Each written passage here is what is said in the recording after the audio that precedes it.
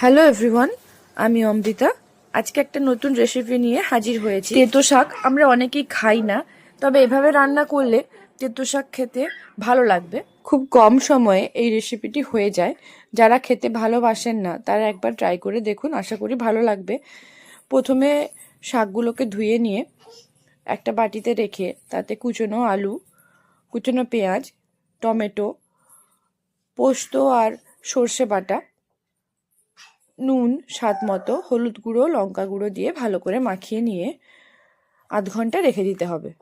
আধ ঘন্টা পরে কড়াইতে তেল দিয়ে তেল গরম হয়ে গেলে এরপর ওই মাখানো শাকটা দিয়ে ঢাকা দিয়ে অল্প আঁচে রান্না করতে হবে।